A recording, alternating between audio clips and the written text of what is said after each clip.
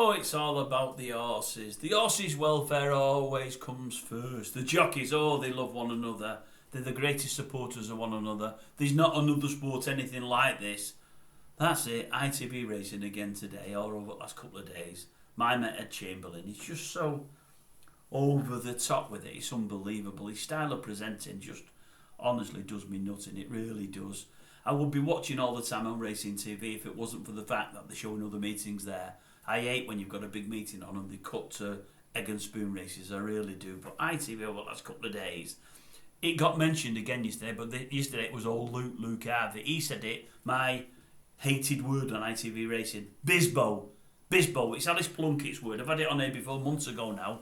Long time before many of you joined the channel, probably 3 or 4 weeks in. She keeps saying Bisbo every couple of weeks and I've not got a clue what it means. I've never heard of it in my life, apart from her lips. And then I heard it yesterday from Luke Harvey.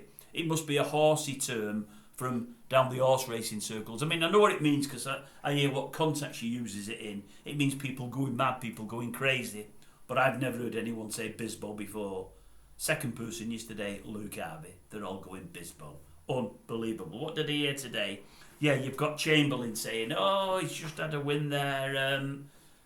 JP McManus has had a win there. But it was lovely to see. He didn't seem that bothered about the win. He was more concerned with his grandchildren. He's got his grandchildren. Isn't it great seeing with his grandchildren? I'm thinking, so he's had a win. He's had probably 4 or 5 this week already. He has 20 or 30 every single week. He's got 200 or 300 horses. One winner of there means nothing to him. All right, it might be at Aintree, but it wasn't one of the major races. I think it was when he won the hurdle early on with Mark Walshup. Of course he's going to be with his grandkids and he cares about them. They're there watching racing with him. They're supporting the granddad. He'll love him. He's the granddad. I've got 3 grandkids. I think the world of them. They make you feel better about life. They're the shining light within your life. They're brilliant. I'd be the same if I were there. I'd certainly be the same if I had 200 or 300 horses and 30 or 40 wins a week. But Chamberlain's trying to make it like it's something unbelievable. He's just had a win, but the grandkids come first. Crazy. What else did he hear? Chapman this morning. Oh, Chapman. Unbelievable. And that same hurdle race. I fancy this one here, Ben Paulins. Fancy it strong. But all the value's gone now. I wanted to play each way. He thinks it's a tool. He thinks it's a fantastic horse. He's the tool. Chapman, by the way. Thinks it's a fantastic horse. It was 25-33 to 1 last night, he said, with 8 in. There's 2 known runners now. It's not an each way race, really. Not an each way race. I'm still going to put it up because I think it'll run much, much better than its odds. It's 18 to 1 at the moment. Anyway, then she comes next, doesn't she? The female on the show today. I really fancy Lump Sum. Lump Sum's the one I fancy. I'm the same as Matt. Fancied it each way. I'm still going to do it each way, she says. I'm still going to do it. There might only be 6 in the race. It's 2 places. But I'm impressed with the horse. I think it's a crackerjack. Anyway, Lump Sum, 6 runners, 5 out of 6. Come 5th out of 6. Chapman's, the Ben Paulin tool, 6th out of 6. So really, had there been 8 runners, it could have come 8th out of 8. We just won't know. But it comes 6th out of 6. You'll get nothing for that at all, Matt. Nothing for that at all. But if that's your kind of tipping, we don't really want to know. What else did he hear?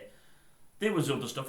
Nico saying about how it's a shame for old Aidan. You know, he's had to retire. This would be his horse, John Bonn, and Chem's going over the top. Fantastic words. Brilliant words from Nico. Brilliant words. They love each other. And by the way, they've all come back, all the horses. All fantastic. They're all fine. Don't worry about it. They're all fine.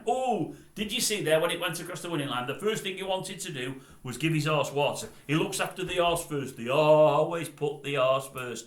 Let's go back to Alder Hay. It's fantastic what these jockeys do in Alder Hay. Fantastic. They love it. They love giving back. They absolutely love it. It was just doing me head in. I mean, it's great what the jockeys do. And some of the owners of trains going to Alder Hay and doing it. It's brilliant. It's brilliant. And I don't mind them covering it to an extent. But it's been overkill today. I mean, on the morning line this morning, I know it's not called that, but I remember it when it was a proper programme on Channel 4, so I still call it the morning line. On that this morning, they went there sort of 4 times in the hour. 4 times.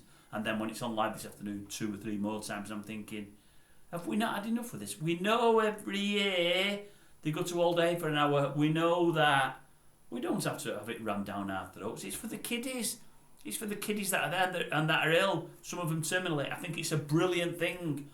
But we don't have to keep being shown it on ITV to show us that they do it. We know it. We do it every single year.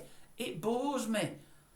Anyway, I'm hearing all that and hearing all these commentators and thinking, the standard is crap. Then I turn over for 2 minutes. I looked at a couple that faking them only because I'd done the ITV 7 place part. So I had to turn to Racing UK, and then you've got Lydia HISLOP there interviewing Willie Mullins, and I'm thinking, what a cracking interview this is, a cracking interview. They're on about the horse again that's just won the hurdle, and she's saying, do you think it'll go for champion hurdle next year? He said, well, we'll have to discuss things. He said, but I'm not so sure. He said, I'm thinking, has it got the pace? And this is another story, folks, but I'm thinking to myself, there's no chance in champion next year. He mentioned it himself, or Willie.